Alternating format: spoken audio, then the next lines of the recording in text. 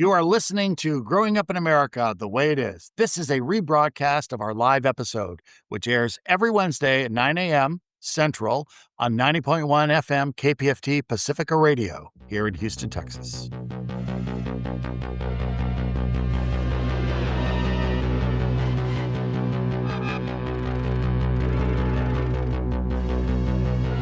Looking out a dirty old window, down below the cars in the city go rushing by. I sit here alone and I wonder why. Friday night and everyone's moved. I can feel the heat, but it's too. All right, and welcome to Growing Up in America, the way it is here on Pacifica Radio. You're listening on 90.1 FM Houston, or maybe 89.5 Galveston, 89.9 in Goodrich, and 91.9 in Huntsville, and wherever you listen to podcasts. My name is Brian Greene. I'm the president and CEO of Houston Food Bank, and today my host is Dr. Kulesza, also known as Dr. Data, a child health policy expert. So Chris, I was just wondering, at home, do they call you Dr. Data like your wife says, Dr. Data, take out the trash, damn it? No, I really wish that they did, but unfortunately, no, they don't. It doesn't go real well. No extra titles, no. And in fact, I oftentimes joke that I am merely at home a symbolic figurehead, if even that my wife is really the one that really controls the household. So, all right. Well, anyway, so Chris and I are going to have a lot of fun today. I think we got some really neat program coming up. So we're going to be talking about children, public policy, and how do we as a community do when it comes to taking care of all of our kids. The radio show is a production of Children at Risk. It's a nonprofit organization dedicated to research, public policy, law, and collaborative action on behalf of Texas youth.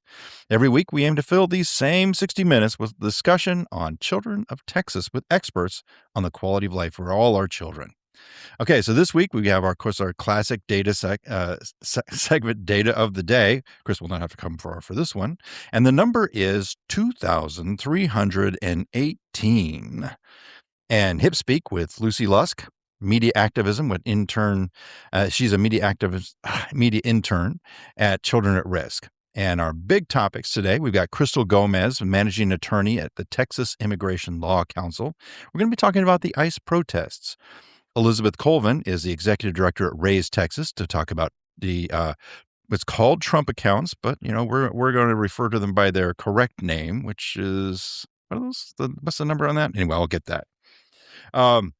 Representative Walle, Armando Walle, of course, he is the Texas House of Representatives representing District 140 right here in Houston, and he's going to be talking about leading on early childhood education. So we've got a lot coming up. First guest will be Krystal Gomez after our little music interlude.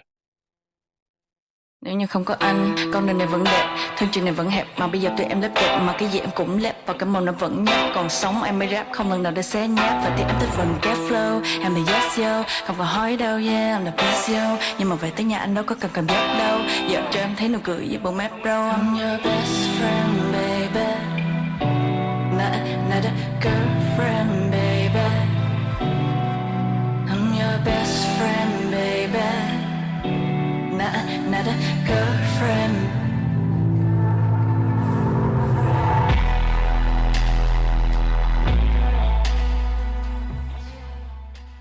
All right. Well, that was an interesting song. What was that song that we just listened to? I hadn't heard that one before. So we've got with us instead, it's Elizabeth Colvin. She's the executive director at Raise Texas, and she's here to talk about the 503A accounts, often called Trump accounts, but we are nonpartisan here. So let's call them the 503A accounts. Elizabeth, how are you doing? I'm doing well. Thank you. Okay. Now, there's been a lot of discussion about these accounts. So can you first off give us some background? Who is eligible and how do they work? Yes. So any child with an SSN up before they turn 18 can have a 530A account. The children it's most important that they get a 530A account are those born between 2025 and 2028, because those are the children who will benefit from the $1,000 seed from the government. So you mentioned something about that there's a specific band of when kids can be born for this. So can you talk a bit about, well, one, of course, what are the big benefits potentially of this for families, but then also the limitations and the unanswered questions that families might have around these programs? Yes, there are many unanswered questions. This is a new program, and the details are still being worked out. But there really is, if your child has a Social Security number and was born between 2025 and 2028, there's really no reason not to claim that $1,000 seed, but it is not automatic. Families have to enroll to create an account, and they also must actively claim that $1,000 seed. And there are some challenges to opening an account. Most families, you have to go through ID.me, which is a government security platform, and it can be frustrating and challenging. So I would encourage families just to be patient, try multiple times, use all the help, and just know that it could take several hours or even several hours over a couple days to get into ID.me. And you can also file a form with your IRS tax return. But for you to be able to make any contributions to the account, you're gonna have to go through ID.me. Well, certainly $1,000 sounds absolutely worth it, but why does it take several hours to do this? I don't understand. Just ID.me is very frustrating. You have to upload images of your 2 different identifying documents. I've had friends try and go through it. It can be very challenging. So, I just wanna warn people that don't expect it to be an easy process to get in to ID.me to be able to access this account. So with that said, if you're comparing this to other types of savings accounts, what's the takeaway from this program in that comparison? And what may a family expect with this type of account versus what they more traditionally run into? Yes. It's very important to know that the 530A accounts, you can use those for college, a down payment on a first home, a business startup, or retirement savings. We don't know yet what percentage of the money in the account can be used, say, for a down payment on a home. There may be limits on how much you can use. We don't know that yet. But those are the uses. And there's no withdrawals at all until the child turns 18. There are also no tax advantages for parents or guardians to contribute to this account. So those are some factors that people need to keep in mind. There are also 529 accounts, which have been around for a very long time, which are specifically for saving for higher education. So that would be like college, a technical program, an apprenticeship. And families have more flexibility with the 529 accounts. They can withdraw money. There is a 10% tax penalty on the earnings in that account, but at least they have access to those funds. And so, And I have some questions for. Oh, sorry, go ahead. no, you go. Well, I think when families are considering this, there's some questions they should ask. The first is, if you have a child between 2025 and 2028, there's no reason not to claim the $1,000 seed. But if you're outside of that, um, you need to make sure the family needs to make sure that they have savings for an emergency that they can access. Like, that's key to financial stability. It's also important for the parents or guardians to ask, are you saving for your own retirement? Are you putting money towards that? And then look at, for your children, what are these are options that you can save for their future. What some people are recommending is use the 529 for college savings and consider the Trump account, the 530A accounts, maybe for longer term savings for your child. That was one way to look at it, just because there's more flexibility with the 529 account. And then when these funds are withdrawn, they're then withdrawn as normal income. Is that correct? Yes. Okay. And Yeah, so it's like withdrawing from an IRA account where you pay taxes on the withdrawal. and the same would be true for the 529. The 529, I don't. It depends where because there's also money that can come through nonprofits that offer incentives for 529 accounts. United Way Metropolitan Dallas has a huge children's savings account program where they do incentive payments. Um, and I'm drawing a blank on the tax consequences of those withdrawals. But I think even if you withdraw it um, early, you only pay tax on the earnings. You're not paying tax. So I think the tax consequences are less for the 529. So, can you tell us a little bit about, because you were mentioning that there's a lot of issues that are going on right now with sign up, and that the type of tax benefits you're going to be getting are not necessarily. What was sort of the impetus for passing a program like this, and what ultimately is this program trying to achieve then? Um, the answers to that question are debatable. Um, there are advantages. People have been trying to get baby bonds for a long time. That was another name for this type of account. Um, and some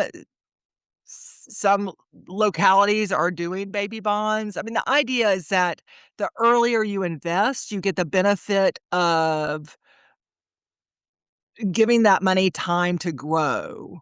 And it allows children to start their life as an adult with some financial basis that they can use for college, higher education, technical school, training, which is really key to advancing in the workforce. Um, there are other arguments as to why these 530A accounts exist.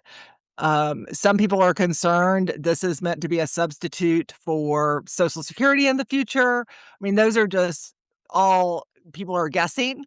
Um, but I think the most important thing for families right now is if you have a child born in 2025 to 2028, you are the ones who are most important that you open this account, actively claim that $1,000 for your child. Yeah. And Elizabeth, what other changes the federal tax system is likely to have the greatest impact on the working families? Well, there have been lots of changes in the tax code. Um, One of the ones that Children at Risk at Raise Texas really fought but went into place is families with I-10s are no longer eligible for the the child tax credits, which were very valuable tax credits to support children. So there's been a reduction in some of the benefits that families with children are receiving in this new version of the taxes code. So, with that said, really looking ahead, what developments related to economic opportunity and mobility for Texas families will you be watching, especially as programs like this roll out? We want to make sure families are educated as we learn details about the 530A accounts. We also want to make sure families are knowledgeable about 529s and other opportunities to build financial stability. One of the areas that Raise Texas will be working on, especially in 2027, is to help families build credit. Because while it's important to have a savings account, it's extremely helpful for families to have access to very affordable credit in case of emergency. So they can get a loan from a credit union or a bank at a very affordable rate versus going to a payday loan place or an auto title loan place that has interest rates of, five, or its effective interest rates at 500%. So we are really trying to expand options to affordable credit for folks because that is one of the keys to financial stability. Well, thank you so much, Elizabeth. This has been extremely helpful. We've all been speaking with Elizabeth Colvin, the executive director at Raise Texas, and we're going to have a short break here, and then we will come back to Krystal Krystal Gomez, the managing attorney with the Texas Immigration Law Center.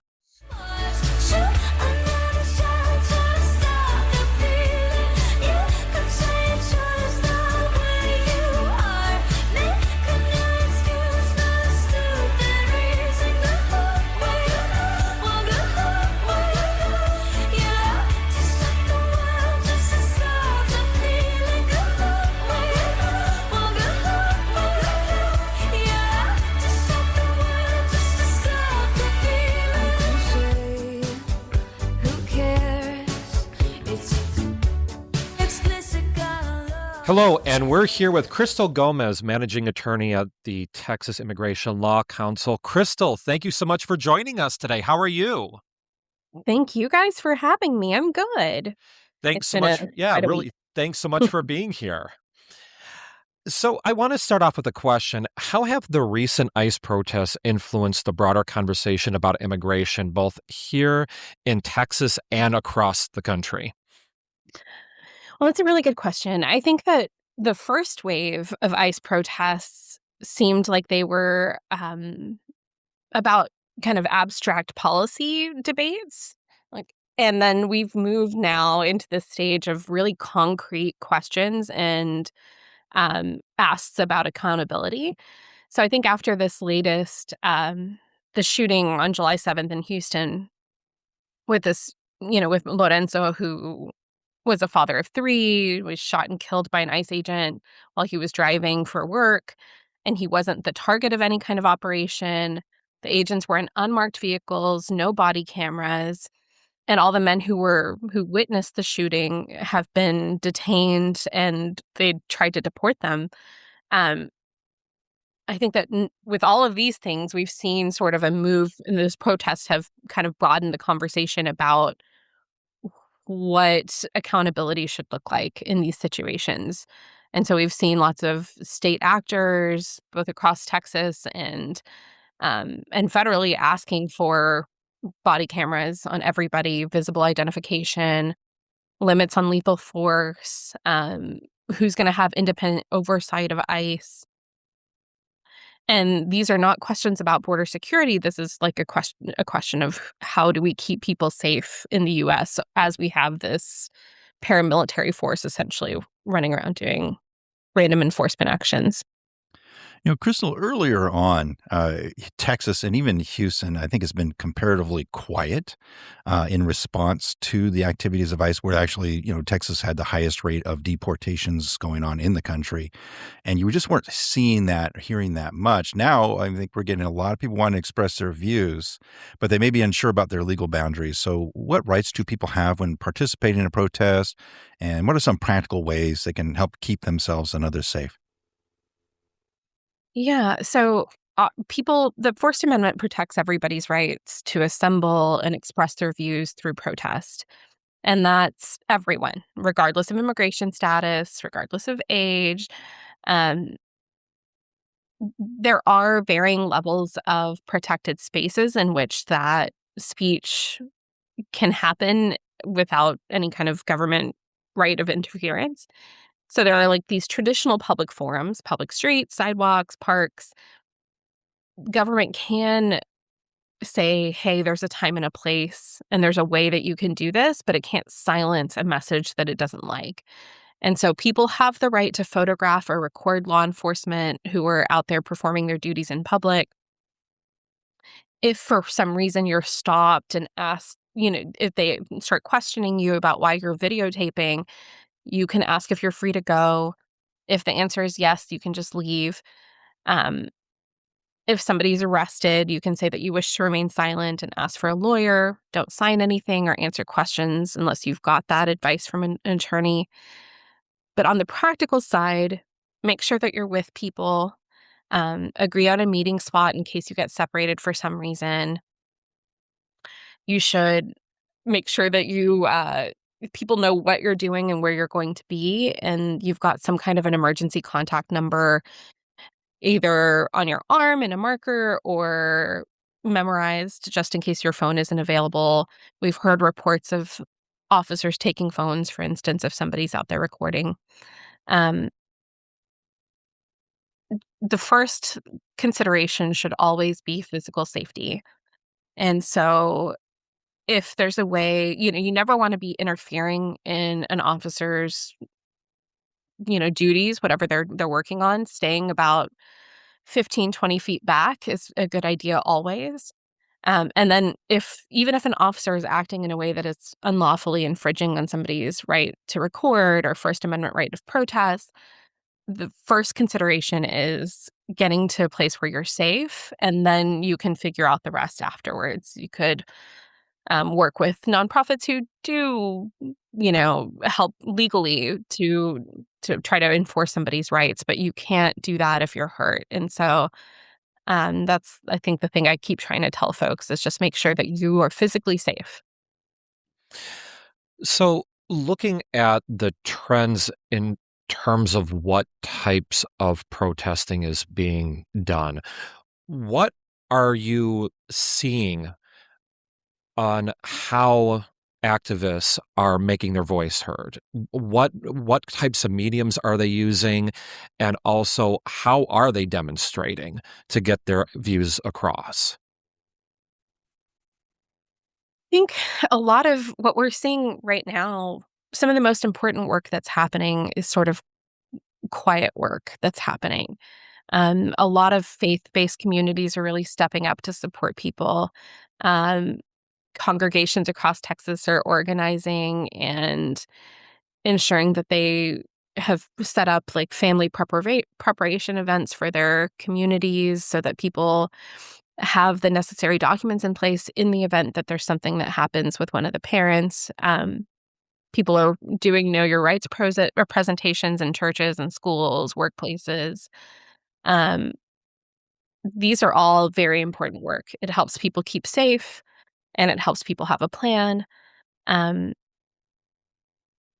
Volunteers are also doing really good work with accompaniment, which means going with somebody to their immigration court hearing or to their ICE check-in.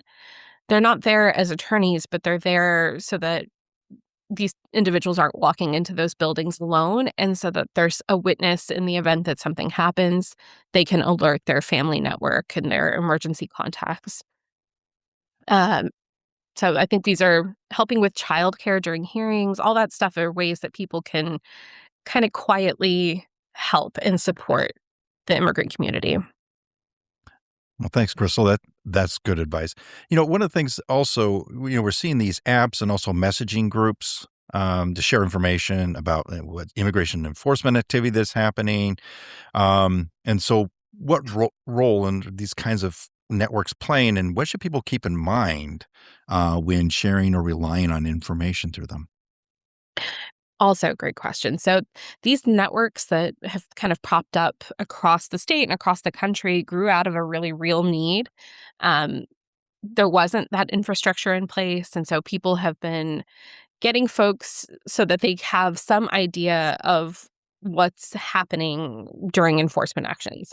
How do they help families make informed decisions who have been impacted by these? How do they connect them with legal services? But they do carry a serious responsibility. Importantly, people should only be sharing what they've seen firsthand with the time, the exact location, and a specific description of what they've observed. It's not helpful to report rumors. Um, and that fear kind of travels really fast. And it's like a game of telephone where people kind of add their own, well, I heard that it had this and I heard that. And now all of a sudden people are panicked. So making sure that it's real, that you've seen it with your own two eyes, that you can verify it before you start reporting things out is great. And also remember that nothing is private anymore in this day and age. And so be careful about what you put into writing. Telling people, hey, I observed this ICE enforcement action in this location at this time, that doesn't have real risks. But if you start reporting rumors about where ICE agents are or in hotels, for instance, or suggesting actions that might be unlawful, like that is all stuff that could very well come out in a lawsuit or in a court case. Yeah, so rumors, fake news, it's a big issue, of course, today, right? There's so much information, and it's very difficult to figure out what information is right or wrong.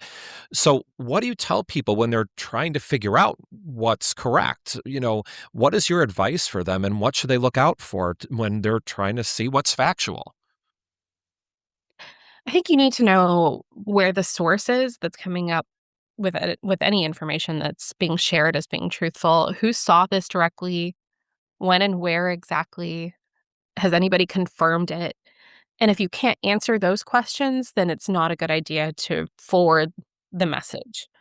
Um, and yeah, these false raid rumors have caused like really documented harm in other cities outside of Texas. We've heard of false reports about raids at schools and hospitals, which local authorities were able to debunk, but it did cause a lot of panic and people coming and picking their kids up from school and people deferring going to the hospital when they needed to because of these rumors. So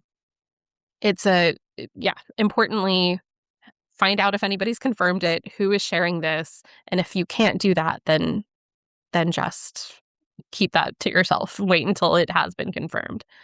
Um, Also, old photos and videos in this day and age, we need to be kind of careful about AI generated photos. So treat them with suspicion. Um, yeah, I think that's the best we can do. Krystal, going a bit big picture and speculation here, where do you think we are in this tragedy? Are you optimistic that this is going to get turned around and how we treat people who come here is going to get better, or do we have a long ways to go? I think public opinion has shifted from where it was. We know that the administration has treated immigration enforcement as a mandate. He said several times that this is what he was elected to do. But we now know that these enforcement actions have really changed the public discourse on immigration. And I think it's pretty clear that this is not, in fact, what people intended. Um, it sounds like right now, all polling suggests that the Republican Party and the administration has lost the confidence of voters when it comes to immigration and who can handle immigration better. So I do hope that that means that we're going to see some change. I think after the midterms, we might see some change. But there are concerns that from here to there that it'll get worse before it gets better. Um, yeah, I'm not sure. I hope. Of course. Well, thank you so much for being on the program. That was Krystal Gomez, managing attorney at the Texas Immigration Law Council.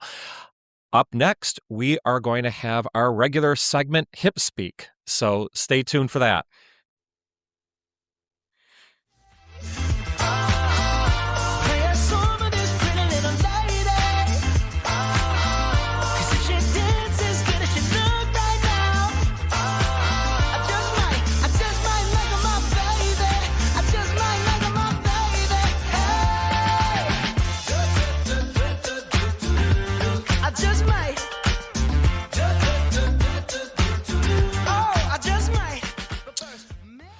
All right, we are back with Lucy Lusk for Hip Speak. Lucy, how are you doing today? I'm doing great. How are you guys? Doing pretty well. I don't know if I feel very hip today. I'm going to warn you. That's okay. I don't either. Easy ones. So. There's a couple easy ones and then one more difficult one, I would say. Yeah, that's great because I got back from a vacation from Florida with my kids, right? And of course, we did the theme park circuit and whatnot, and I don't think I picked anything up. I'm afraid I should have, but I didn't. Well, your kids are 2 and 5, so they're not going to be too helpful in keeping you with the hipsters. You would be surprised. My son is already using the word bra and whatnot for like friend, and he's picking up a lot and actually teaching me. So, what do you got for us? All right. So your first word or phrase is Temu version, and that's TEMU version. Would I you like to love hear this something? term. Do you know what it is? So you know it? I think I know what it is. Did you get that at Disney World? I did not get that. No, because it wouldn't be. Oh, If it was the Temu version, it wouldn't be at Disney World, would it? You are on the right track. Go ahead, Dr. Data. Give it to us. Okay, so Temu version. So it's like the cheap version, the knockoff, right? So you think you're getting something authentic, or you're trying to get something and instead it gets the cheap replacement.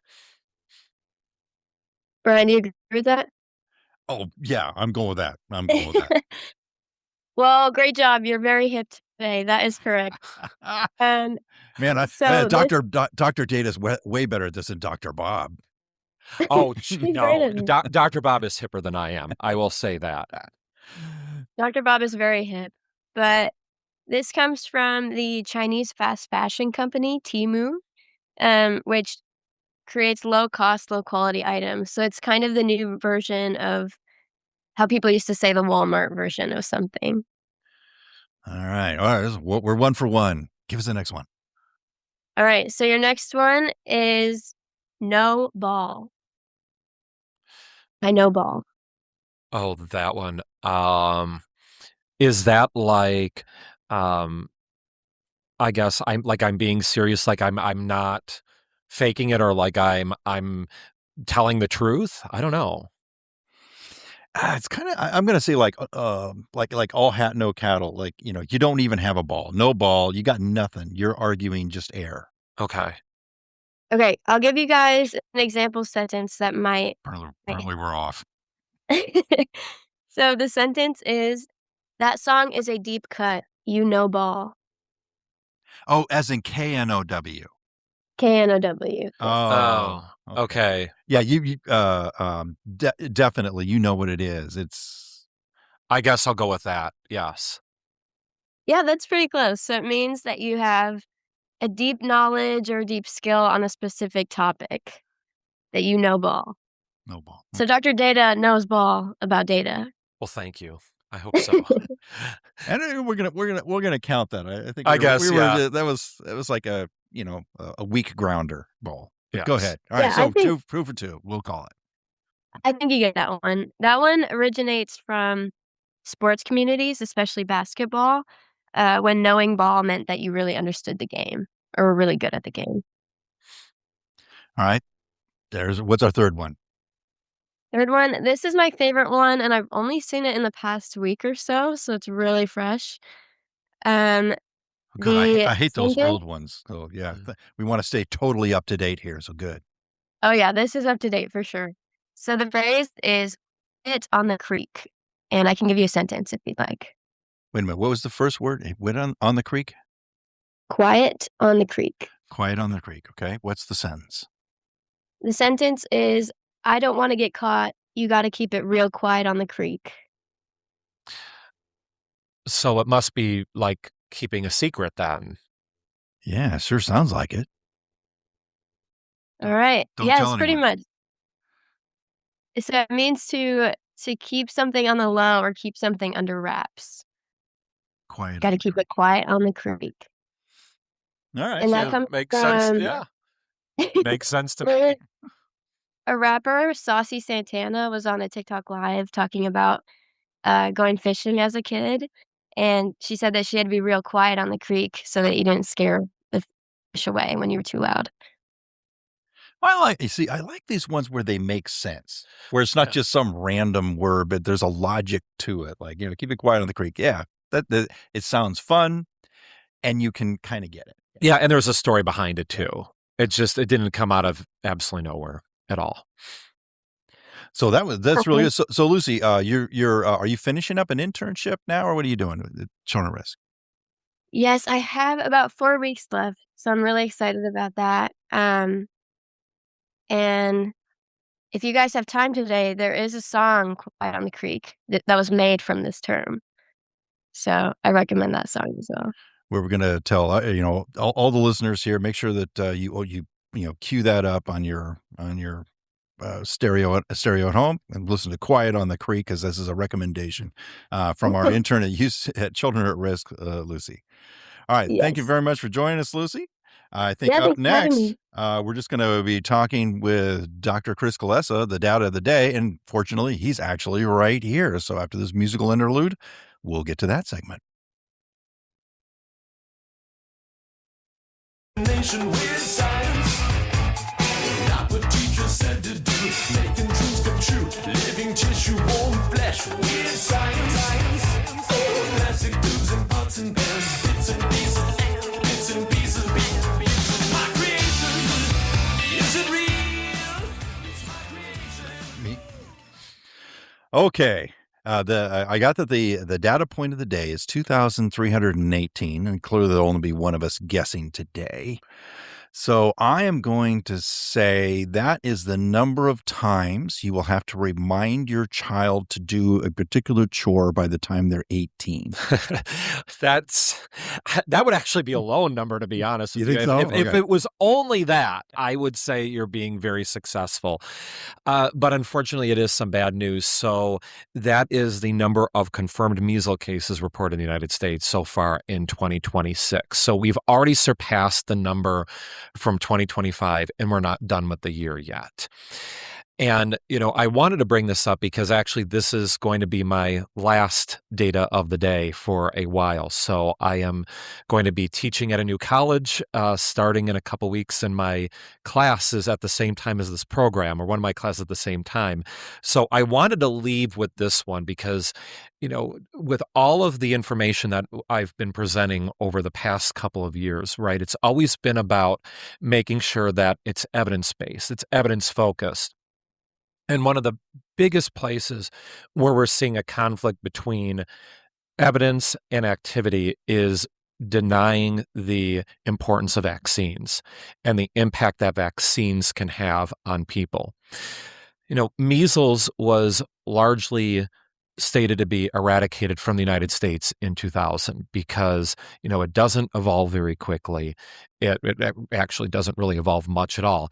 And the vaccine is known to be so impactful on keeping kids safe. And yet now we have a reversal where people are saying, well, we're not going to get our kids vaccinated. And we're seeing conditions like the measles, viruses like the measles, coming back, and it's really unfortunate when the evidence clearly shows that they can be very helpful in terms of keeping our people safe. And do we have any reason to be optimistic that that this rise will at least then kind of wake people up, that maybe they should actually be listening to what the scientists say instead of what media personalities I say? would, I wish I could say that I would be more optimistic, but at this case, leaving, at least for the semester, I'm kind of leaving this a little bit pessimistic because now there's the thought that, well, vaccines are not going to do it. It's just going to be natural immunity. And, of course, our bodies are going to produce natural immunity, but we don't even need to get to that point. We don't need to be taking the risk. And we know with many of these viruses and with many of these conditions that there is a real risk. Now, thankfully, so far this year, we haven't seen any deaths in pediatric cases with the measles. However, that has not always been the case year per year. And when you have something that is so, for most people, easy to get or relatively easy to get and can prevent, real serious illness, it is really sad to see it going the direction that it is. And unfortunately, this misinformation is becoming more widespread, and more people are acting on the misinformation. It's a curious phenomenon, though. In the early days of the internet, we were thinking, oh my gosh, we're going to be so knowledgeable, and it's going to be so much easier or readily for us to make great decisions. And yet we're actually kind of seeing a reverse phenomenon where there's just so much junk in the feeds that something like herd immunity, which is like if you can just get like overwhelming people to do it, even if some people don't, they're not going to get exposed, but it's getting large enough, the number of people who are buying into this fear mongering. Right. And even, going back to that idea of herd immunity, right? Like New Zealand, for example, during COVID-19 had very low rates of COVID at first, right? And I remember just seeing people on Facebook saying, well, it was because of herd immunity. Well, no, it had nothing to do with herd immunity with New Zealand. They didn't do, what some of the Scandinavian countries did, which was, a relative opening. Actually, they had in the Scandinavian countries where they were very lax, they had higher death rates. No, what New Zealand did was the complete opposite. They completely locked down, right? They did and of course, people were not able to connect the actual evidence. It was more, this is my ideological preference. And we're getting to a point now where ideology is overcoming the facts and the underlying data and the evidence. And that is really concerning. Well, you're not leaving us on a happy note, though. Unfortunately, I'm not leaving, but I hope are to you be teaching back. a class in depression? What are you going to be No, teaching? I'm going to be teaching Texas politics and American politics. So Really? and public policy, yes. Oh, awesome. So, but if I'm able to come back in the spring semester, it will be better news, I promise. Yeah, because you'll be on a different schedule every semester, or yeah, I'll be on a different schedule each semester. Yes. All right. Well. So thank you, Dr. Data. That was enlightening, depressing, but enlightening. Hopefully we're going to get better at this. So up next, we're going to have Representative Armando Walle, and that will come after this song.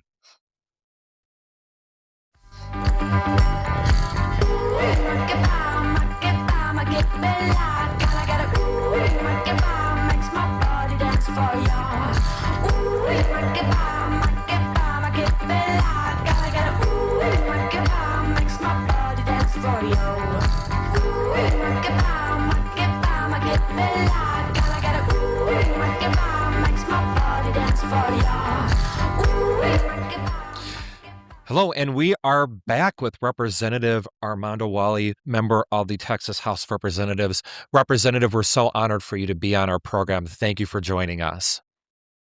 Thanks for having me. Appreciate being on. So I want to ask you about your priorities, particularly around early childhood education. What drew you to that, and what really motivated you to make this such an important topic in your work in Austin? Well, first of all, it's, childcare is critical for families and our workforce. It's something that, a lot of families are struggling with. The high cost of childcare is just astronomical for a lot of families. So, I come from a working class community, working class district, I grew up in a working class household. So it was very personal as well. But uh, frankly, high quality childcare options, they're really essential for these working families. And we have to make sure that early childhood education is available for all children, because it's extremely important. It's pro-family, it's economically the right thing to do. But families right now are struggling. And it's the disparity of it is what is so sad. Is we know that it is the most critical time in terms of setting, where somebody's future is. How bad is the differential? Like how much harder it is for a working class family versus a more upper class family to make sure that their kids are off to a good start? Well, look, even if you come from a two-income household, I'll just take my my own experience with my two boys. They're 15 and 12. My wife and I, we're two-income earning household, and if we wanted to get childcare or get childcare for our boys when they were little, it was expensive, and so I can't imagine. And look, we were able to do it. We were blessed to do it, but for working class families that really want to work, it's cost prohibitive. And so right now, under the current um, estimates that we have about the federal government provides some funding for childcare. There's a federal program that is administered through the Texas Workforce Commission. There are about 100,000 kids on a waiting list to qualify today in Texas for a childcare scholarship. So we do have a existing program, but the funding doesn't match the needs that are out there right now, which are really it's really cost prohibitive for a lot of families. So, Representative, why is it the case that Texas is so far behind and we don't have the kind of investments in childcare that we really need? Like, how do we get to this point? And is there what kind of resistance is there to solving the problem? So what we saw during one flashpoint data point that we have is from COVID, and so when COVID happened, the federal government funded workforce commissions work in childcare to the tune of billions of dollars. And so we saw the numbers for at least standing up the childcare facilities themselves while there were no children there. We saw a lot of standing up of the program itself. And so that was a good thing. The challenge we've had since COVID is those federal dollars have dried. They've dipped way down, and so we've been trying to work at the legislative level, at the state level, uh, to provide some base level funding, more predictable funding for childcare in general in Texas, but it's been very hard. Look, the reality is people don't come to Texas for social services. The safety net that we have here is very minimal, and unfortunately, it's by design. And so, those of us like myself and advocates across the state, parents as well, families are pushing really hard to increase the funding for the scholarship, but also for the operators. It's really um, the administrative burden to open up a childcare facility is it's just there's so many chutes and ladders. You gotta go through Health and Human Services, you gotta go through your local government, you gotta go through Workforce Commission. So there's all these administrative barriers as well to entry into to opening up a childcare facility. Before I get to my next question, I just want to point out the irony of 100,000 young children on a waiting list. I mean, it's not like when you're an adult, you're going to have to wait a long time. I mean, it's like they need it now. If you're just going to wait until it's too late, that's just nonsense. But you've been championing this for some time now. In 2025, you led the effort to secure $100 million in the Child Services Scholarship Program. What did it take to build that support? And as we looked at the 2027 session, what do you think we're going to be able to accomplish? So, on that front, we started back, 2021, 2023. We asked for money, an allotment of money in 2023. We weren't successful, and so we went back to the drawing board. We got with our advocates, we got with parents, we got with families, we got with operators, of the childcare facilities, and we came up with a plan to, um, ask for a set amount of dollars. Those dollars at $100 million, we were very successful, and so we were grateful in, in those dollars that we were able to secure. I invested a lot of, political capital in, trying to convince on a bipartisan basis, trying to convince, a lot of our, uh, uh, budget writers. I'm a key budget writer. I sit on the conference committee on the House side to the budget, and so I had a very, um I had an influential post at the time to steer these dollars and using. It was a novel idea. We actually used unused TANF dollars to the tune of $100 million to plug this hole, and so uh, grateful that we were able to do that. So to answer the second part of the question for 2027, look, we're asking advocates, we're asking. Um, Operators were asking families to keep the pressure on the legislature so that it is top of mind in the House and in particularly the Senate as well. I, I'm going to continue to fight for additional dollars. I'm gonna ask for more money because, as I mentioned earlier, and you alluded to again, is we have about 100,000 children that qualified today.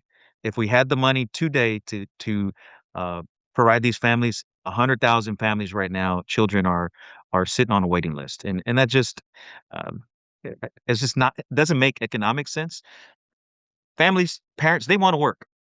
They want to work, but it's really difficult when you these high cost of childcare is out there over their head as well.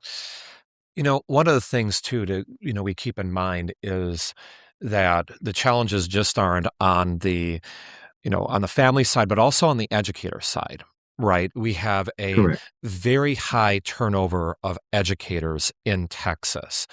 So, with that said, what can we do to support them? And what sorts of policies are being considered to help with our challenges with teacher retention and being able to make sure that they really feel appreciated, that they're well compensated? Well, so look, we this past session there was a couple of bills that prioritized childcare for the childcare workers. That was one bill that was passed, and that was a good thing. And we need to continue that momentum. I think that we need to continue to uh, professionalize the staff. They are underpaid, and we're trying to get the staff to a level where it is a livable wage that they don't have to have a second job to sustain their own families. And so, one is the funding. Uh, two is also uh, paying them more, paying these childcare workers more, and appreciating them by professional development. Whether it's helping them with their 2-year certification or 2-year associate degree or a 4-year college, because these staff members, they're worth our children. Our most precious commodity are our children, and so uh, the childcare workers themselves, the staff, they're spending hours on end with our children, and so we have to appreciate them and we have to professionalize them, and the way you do that is you pay them well, and uh, that's going to be my second part of our goal is to try to help in funding and professionalizing the staff and appreciating those staff because it's very difficult. And lastly, as I mentioned earlier, is really uh, the administrative barrier to get in as a childcare provider. It is extremely difficult, and so we also need to streamline the process, sort of a one-stop shop where providers or operators are not having to go to 5 different agencies to get certified. I think that's just doesn't make any sense why we're making um, um, these operators go through so many hoops just to become a childcare provider. Okay. Before we go into our lightning round questions, is the people who listening in, they want to help. What message do you want them to give to their state representatives, state senators before the next session? Well, definitely reach out to them and tell your story. Tell them, you know, uh, I know this is gonna be a little cliche, but, y'all remember "I'm just a bill" on Capitol Hill? I mean, that actually works. I mean, people, I don't wanna oversimplify it, but reaching out to your members via email, call them. I know that almost most offices, they have staff that, you know, do intake. They take a tally. Most offices take a tally of who's calling, what are they calling for. This is very important. And so I would encourage families and advocates to reach out to their legislators and get them on the phone. Ask for a meeting. Tell them your struggles. It's different when a constituent calls and call your rep because it's different when a constituent calls you, whereas somebody from San Antonio or Austin or Dallas, the Valley, call your representative. It does work. Thank you so much. So, Representative, I do want to leave you with some lighter questions, if that's okay with you. So, I Absolutely. want to ask, what was your favorite book growing up? Oh, my favorite book. um, well, the one growing up,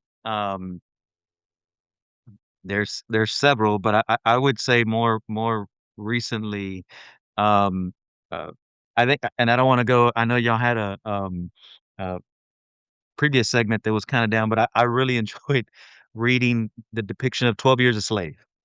It was something that was, um, I know it's not a lighthearted a book, but very eye-opening to read the pages off that book and the experiences um, um, of our Americans in early and the inception of America. And so that was during slavery. I think that was something that um, when you read the pages and you and visualize what members of our community went through at the time, it just makes you appreciate the changes that have been made, the progress that we've made, but still a lot more work to be done when it comes to equality. Well, that must have been a tough book as a young person.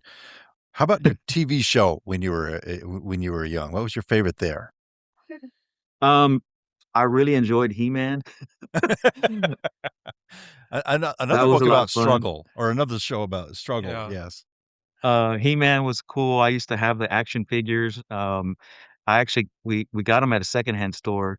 Over in the Heights, there's an antique.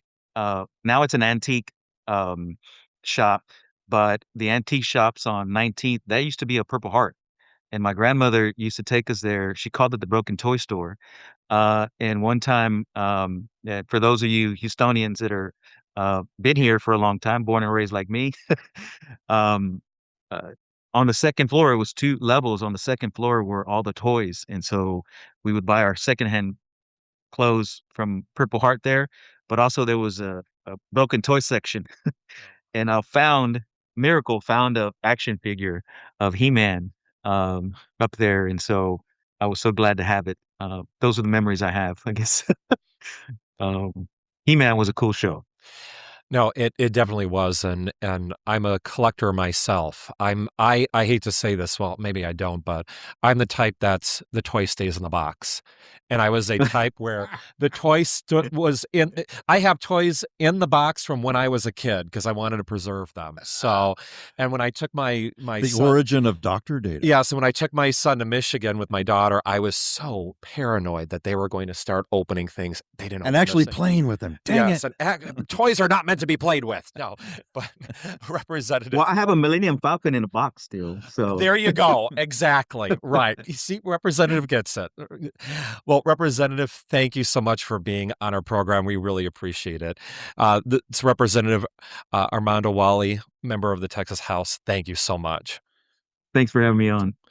So with that said, thank you so much for listening to Growing Up in America by Children at Risk. If you enjoyed our discussion, please tune in next Wednesday from 9 to 10 a.m. and check out our new show. And that is every Monday at 9 a.m. Thank you so much and take care.